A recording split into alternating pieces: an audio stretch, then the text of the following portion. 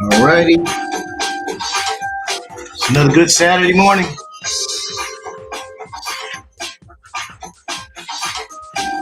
And it's that time to share.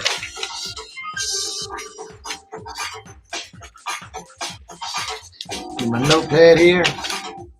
Take notes when I talk.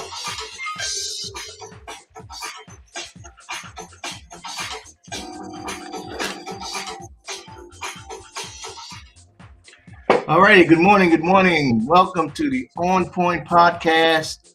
I'm your host, Dr. Joe Blake, and I'm glad you're here today, ready to share, more information for you. So I got my Ravens hat on, football season right around the corner. All right, so welcome today. I got some great information for you today. We're going to talk about ultimate spirit. I'm going to keep it mainly in the natural world here, how to keep ourselves strong in the spirit. Next class, I'll bring in some scripture to also back up what I'm about to share with you. But it's important for this time right now, how so many things are happening in the country, but at the same time it's affecting our finances as well. And so I just wanted to just maintain that push towards, even though it's a tough time, that we keep moving forward. All right. So want to remind you, this whole year we're talking about let diversity create opportunities, and there was 3 points to it. There's the method, the mechanics, and the maintenance. So we're in the middle part of it. We talked about the mechanics, and these are some of the things we talk about: assessing your financial baseline, setting clear goals. Camp 10 goals is what I've created, and just other aspects of maintaining, getting the mechanics down to what you have to do.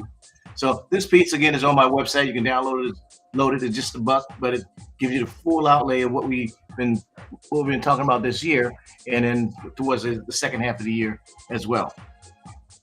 All right, so with that, my son is still taking care of his babies, but today we're going to talk about unstoppable spirit, harnessing challenges as a catalyst for personal growth. All right, so harnessing that unstoppable spirit. You have that unstoppable spirit that nothing's going to stop you, nothing's going to change you, nothing's going to move you, unless it's something that you want to do. You have to do it. So you got to be able to harness whenever the challenges come up. Use a challenge for fuel for your next venture, your next goal. So let's start. Unstoppable spirit. All right. So embracing an unstoppable spirit. So unstoppable means you're leveraging things that's happened to you as a means of helping you get to the next level. So there's different things that are out there. There's never too much of a good thing when something is going on, but you have to have a means of have hope and resilience in what you're doing, and the hope and resilience push you further down the road to achieve those goals that you want to achieve. And when you have that resilience, nothing stops you. It's I'm going to make this happen. This is my life. This is what I've called myself to do. So it's a dynamic area in personal development, and is all within leadership, organizational psychology, and things of that nature. So unstoppable spirit embodies that resilience and leverages any obstacles that you have in your life to help you get to the next point. If you have setbacks, those are stepping stones for success. And it's any type of setback that may occur in your life you think is a setback is really there to you to be that stepping stone to the next level. So that's important to an important way to look at it, because we face challenges every day, but we look at those challenges as a mean to over to look at it as a means of getting ourselves in a better position. That helps things work out. All right. So let's see the next point about that unstoppable spirit. All right. So there's three main understanding those challenges to having a unstoppable spirit. I call this the three-headed monster. So this is the three-headed monster to being able to stop to have an unstoppable spirit.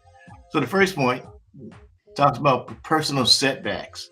Sometimes you have a personal setback, and it can be health issue, family responsibilities, um, challenge, but they can actually lead you to an increased emotional strength and always make yourself better. So that this philosophy centers on uh, examples like Thomas Edison and Oprah Winfrey, who turned significant setbacks into platforms of eventual success. Like Thomas Edison, I like him because it was like he was trying to create the light bulb, and it took him I think it was 1,009 ways of doing it to get the light bulb started, and he took that time and stayed to his point. So can you imagine if he had to try to do something 1,000 times and 1,001 times? That's when it actually happens.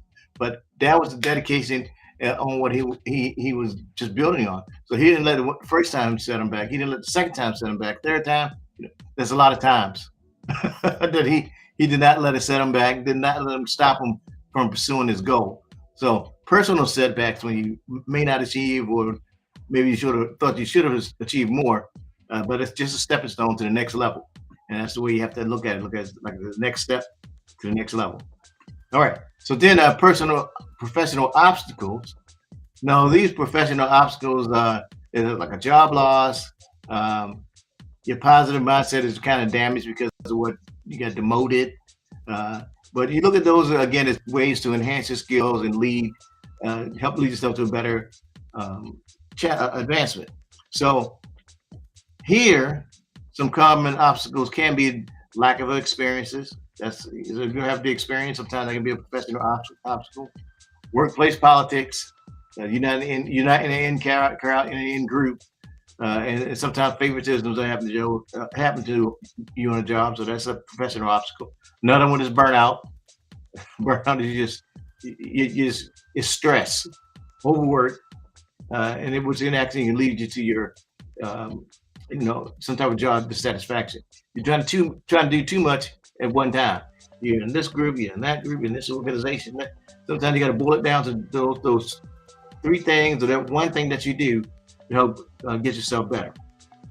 There could be limited opportunities and advances that on your job. That could be a professional obstacle. Skill gaps, changing technology. I know when the COVID came and all the colleges was going online, we lost some professors in that process because a lot of those professors didn't have the technical skill, and they say, "Okay, I'm out of here. I can't do the Zoom thing. I can't do it." So that can be a challenge. Work-life balance. If you're struggling to balance your professional career with your personal life, that can lead to distress, and a job decline. In that, not getting feedback, the proper feedback where you are, that also can be a distress. So all these are just like professional obstacles that we may face. So the next topic there is unexpected changes. Sometimes these shifts in society or personal circumstances, you can it push you down, or it can be resistance in that. So that can be inadequate. You wouldn't have no innovation to help you out. So these personal challenges, which can be sudden job loss, like I mentioned, business fluctuation, like in 2008 when the economy went down. My goodness, that affected a lot of companies, a lot of individuals. Technology, I mentioned about when COVID came around, we were going from being in class to being online. So that was a challenge for a lot of folks.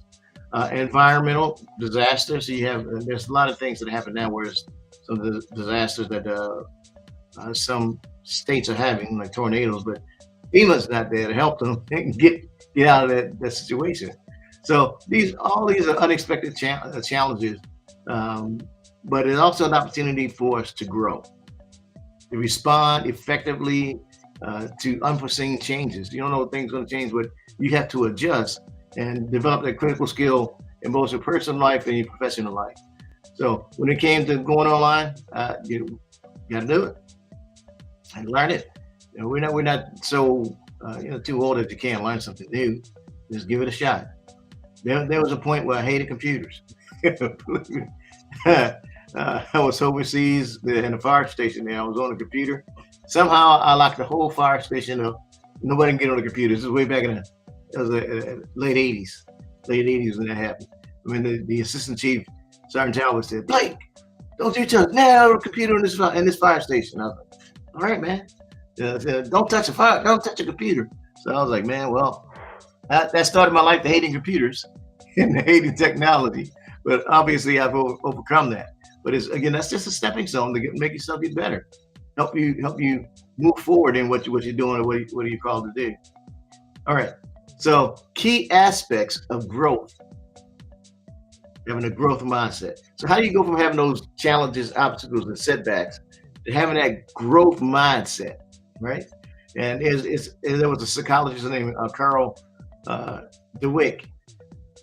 Believe that abilities and intelligence can be developed through dedication. So when you dedicate yourself to learning something and doing something, it comes out. It comes with hard work, perseverance, and here's some of the key concepts of getting that aspect of a growth mindset. Embrace challenges, right? Learn from criticism, persistence in your effort, value learning over performance. Some people want to do it today. It'll take some time. Value that learning experience that you get. Get inspiration from others. If you're feeling threatened by others' success, kind of pour into it and see what helped them become better than what they're doing. So that's a growth mindset. Celebrate progress. When you've done something well, hey, you may want to go out and get you a burger or something. Celebrate progress when ultimately that leads to long-term success. You achieve a goal, whatever that goal may be, maybe not a burger. I don't know. Sometimes it's kind of not as great as your health, but hey, you like burgers, whatever it may be that you want to reward yourself with. Adaptability. People with a growth mindset are more open to change. Be willing to change. Because things are not going to stay the same always. There's always something new, something different that helps us become a better us to who we are. You look back at the early 1900s, people went from living on a farm to working in a factory. That was a different mind shift, and so you had to make some changes. They went from riding horses to in a car. Move forward now. We're not in buildings a lot of times. We're online doing things. So it's an adjustment you have to make. So just realize it. And that self-reflection that you have, you engage, that helps you engage your learning journey. Kind of encourages you to do more because you're doing a self-reflection. If you look back, like they say, like 10 years ago, where were you then and versus where you are now? Now, if you've grown, yay! If you're still on the same rut, that means something's got to change. And most likely, you look in that mirror, that person that you see in the mirror is the person that needs to change to adjust. Got to get better. It's the only way, you got to continue to work on, and you don't have to necessarily go to a college or something like that, but read something, listen to something, attend a seminar, to make you a better you to you, and you get those rewards afterwards, right? So that comes along with positive self-talk. Sometimes if you don't congratulate yourself, if you don't say good job for you, ain't nobody else will. So I have no problem. For me, I have no problem. I'm like, yep, Joe, you bad, man. Oh, Joe, yeah, you did that good. So sometimes you got to pat your own back. Anybody else gonna pat it for you? You better pat your own back and let you know how far you've gone. You know how far you've changed. So it's important. So cultivating that growth mindset leads to greater resilience, enhance learning, and your personal and professional life improves when you focus on those key aspects. So let's these are some of the key aspects of getting better. So you want to view challenges as opportunity. Persistence leads to success, and you want to embrace a continuing learning uh, process. So let's look at it. So challenges, you have challenges, and then you have opportunity. Challenges, and then opportunity. So the concept of obstacles and opportunities, they kind of come hand in hand.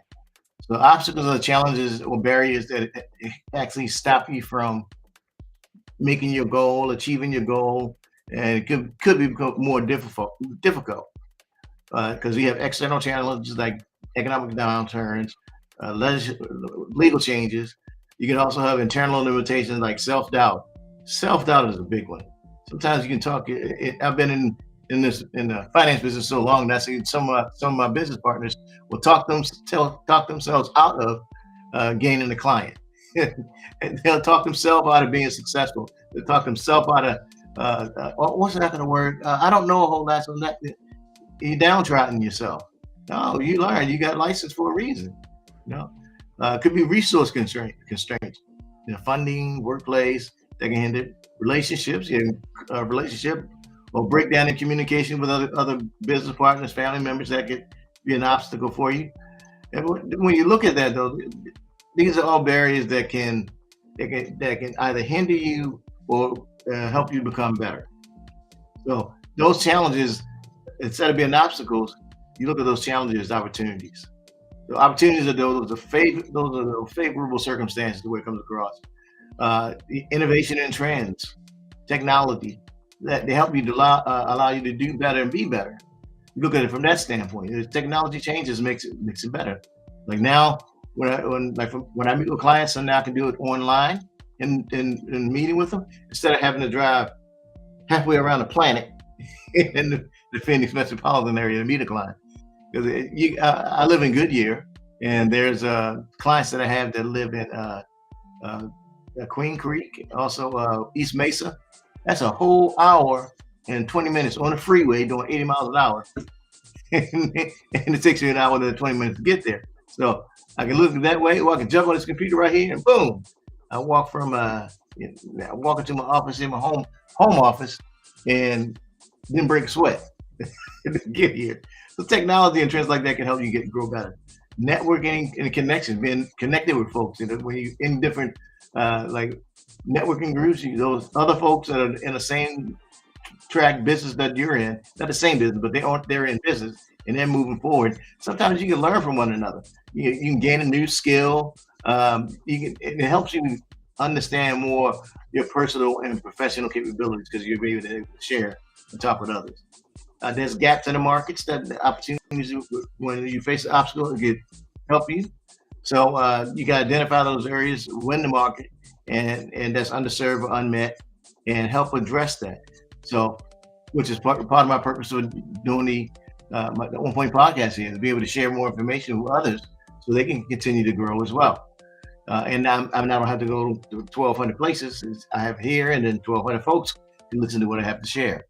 But you're willing to adapt and adjust. That's the main thing. You want to be able to adapt and adjust because you can do more when you adjust than not changing at all. Oh, I don't like computers. I don't know how to use. Get a computer and learn. Like I say, get something and learn. Read a book. Listen. You got to constantly be in the process of growing. Constantly be in that process of growing. There's folks that are following you that are waiting to see how you do it, and they're following you. They're listening to you, your family, your friends. They're listening to you. So it's important to have that there. So how do you build this or create this challenges, overcome those challenges? One way to do it is keep it as an ongoing process. Development involves a mindset that sets things in place. You face the challenges head on. You learn from your mistakes. You emerge stronger based on some core tenets. And these are the key strategies for developing an unstoppable spirit. One, ongoing. Set clear and achievable goals. I call it the CAMP 10 method, and that stands for clarity, adaptability, measurable, and practical. And then there's five other attributes there, but those are the main first five. So using that method helps define your measurable goals. And there's a piece on my website called CAMP 10 method on actionablefinancialliteracy.com where you can download that piece that talks about making those CAMP 10 methods, CAMP 10 goals, and achieving them. Okay. Next, if you that's something that you do on an ongoing basis. That's all the time you're doing it. Next, you have weekly goals. That's when you have friends, mentors, colleagues, and y'all share experiences together. So when you have that happening, we are inherently social beings, and the people around us, they can help break you or help make you if you allow it. You allow it to. So you got to have a diverse perspective of friends. You got friends that look like you, friends that don't look like you, don't sound like you, and vice versa, because it helps you get fresh insights from other perspectives, and helps to have that emotional resilience because you're sharing your struggles, and what it can alleviate the stress of others or alleviate your stress. You won't have that feeling of isolation. It's an accountability source as well. You have accountability and encouragement. If you got folks that are around you say, hey, man, you can do it, go for it, man. You can learn different growth opportunities. You have a mentor that you can make contact with on a weekly basis. Have someone that you listen to and validate your feelings is incredibly, incredibly uplifting when you have someone who knows where you're going and how you feel about it. So you had to have an open and vulnerable posture as you can. Maybe you have the right people, you have mentors, you have colleagues in your life, and help you define where you're going, what you're up to, and how it's going to work out for you. And you are the main person that's in charge of all that. All right, then daily, you can practice self-reflection. Look where you're at. I do that. I turned 59 last week, and man, I do self-reflection all the time. But on my birthday, it kind of gets me. I'm like, man, I'm 59 years old. I'm 59. I remember when I was 19. I joined the Air Force when I was 18. But I remember like it was yesterday. I look back and see, okay, where I was then, where I'm at now. And it's where I grew up at, where I'm at now. It's like it's total difference. So your ability to self-reflect on where you are and where you're going helps. Not downtrodden yourself, but kind of lift yourself up, see what you're doing. All right. You got to pinpoint your weakness and growth areas. So that way, when you do that, you can work on that. Learn from your experience, of course, on a daily basis, because learning from your experience helps you grow. Have mindfulness and presence rather than reflect on what slows you down. Cultivate a sense of presence of a mindfulness to reduce that stress to where you're going. Right. So you gotta have that self-reflection. The self-reflection helps. Sometimes what I do is there's a journal. I write down things on a daily basis. I'm always writing. Um, how did I respond to it? Did I learn anything from it? What could I have done differently? I do that. And meditation helps quiet me down when I'm thinking about things. So I use meditation and mindfulness. Always helps me out. And then also constantly maintain a positive attitude. You got to be positive. Well, you can be negative, but negative energy drains you. Positive energy pumps you up. So don't sit there and talk yourself out of being successful. Talk yourself out of being a great person, great individual. You gotta look past that. Rather be conscious about your choice of the things that impact on your life and bounce back from them and grow. Because all the setback is a setup to become more successful. Setback is a setup to become more successful. So be mindful and broaden your theory, increase your motivation, factor your recovery into from setbacks. So you got to then practice gratitude every day, saying this is terrible, this is going to be bad for me. Open up for possibilities. Look for the silver lining or the lesson in everything. I look for the best. What was happening for me doesn't look good. I hope for what's best. I hope what's going to help me out. Hope what's going to help make me better. So those are the things I look for. So we're going to have to stop right here because we're going to be running out of time. We'll come back next week and we'll finish up with the second part of Unstoppable Spirit. Just wanted to thank you for being here today and remind you that here's a QR code. You can scan this QR code and download the second book of my trilogy, Joseph Building Financial Legacy. And all of this is building into this because you are the representation of yourself and your family for the future. And it's important to look at you and gain from others, help make a better you come forward to help to be that influence in your family's life. So the second book of my trilogy. First one is the financial literacy, which lasts a lifetime. Financial legacy, it lasts for generations. Third one is going to come out. It's going to bring all three of the books together. But the book right there is dedicated to my daddy. So first one is dedicated to my mama. Second one is dedicated to my dad. All right. Also, for us to continue to grow, please like and subscribe to the channel. I'm kind of like back behind this thing right here. But like and subscribe to the channel, and that lets us like and subscribe helps us continue to grow and continue to make things better for ourselves and our families. There's the actionable money app. I'm working on that right now, but you'll be able to scan that QR code there and download the app and have it on your phone, and that way you can get more insights more detailed insights to what's in each one of the books, and also what I've been sharing online here. So, like and subscribe. All right. So today was fun-filled. Hope you gained something from it. I always gain from my own stuff when I talk and share. So thank you for listening. We'll be here next week where we'll give you the second point to having an unstoppable spirit. All right, unstoppable spirit to help us continue to grow. So I'm your host, Dr. Joe Blake. I hope you gained something, and we'll see you again next week.